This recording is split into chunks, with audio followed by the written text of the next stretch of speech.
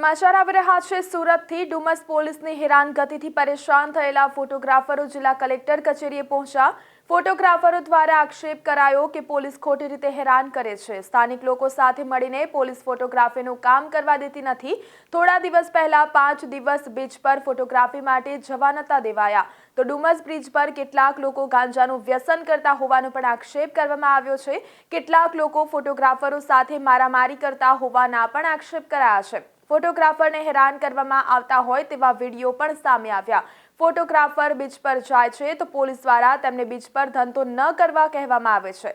સ્થાનિક ન હોવાના કારણે તેમને ધંધો કરતા અટકાવવામાં આવે છે। પોલીસને હેરાનગતિ બંધ થાય અને તેમજ બીચ પર કામ કરવા દેવામાં આવે તેવી માંગણી સાથે ફોટોગ્રાફરોએ જિલ્લા કલેક્ટરને રજૂઆત કરવા માટે પહોંચ્યા હતા। ફોટોગ્રાફરો દ્વારા આક્ષેપ કરાયો છે કે પોલીસ ખોટી રીતે 151 કરી પોલીસ સ્ટેશનમાં બેસાડી દે છે। એક તરફી રજૂઆત સાંભળી પોલીસ ખોટી રીતે હેરાન પરેશાન કરતી હોવાનો પણ આક્ષેપ કરાયો છે। ફોટોગ્રાફર ઉપર ખોટા કેસ કરી તડીપાર કરવાની ધમકી પોલીસ દ્વારા આપવામાં આવે છે તેવો આક્ષેપ પણ કરાયો છે।